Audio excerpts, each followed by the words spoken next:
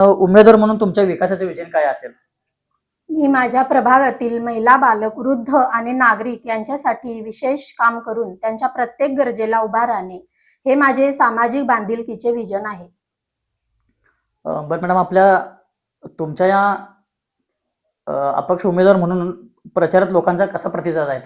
या प्रभागातील सर्वजण मी माझे कुटुंबीयच आहेत असे मानते, त्यामुळे प्रतिसाद अत्यंत सकारात्मक आहे आणि विजयाच्या दिशेने आहे. तुमच्या वार्डात तुम्हाला कोणते विषय महत्त्वाचे वाटतात आणि चंदगड शहरासाठी तुम्हाला काय बदल अपेक्षित आहे? आजपर्यंत आपल्या चंदगड पंचक्रोशीतून अनेक मान्यवर आपल्या राज्याच्याच नाही तर देशाच्याही पातळीवर गाजलेले आहेत. प्रत्येकाने आपापल्या परीने चंदगड नगरीचे नाव केले आहे.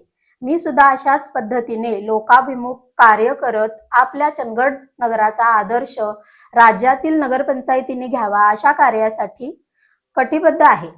नगरसेविका म्हणून संधी मिळवून देणे तुमच्याच हातात आहे. बरं, आपलं चिन्ह काय आहे मॅडम? आणि मी सौ सरिता संतोष हळदणकर, प्रभाग क्रमांक 10 आणि माझी निशाणी आहे टेबल. टेबल या चिन्हासमोरील बटन दाबून मला प्रचंड बहुमताने विजयी करा.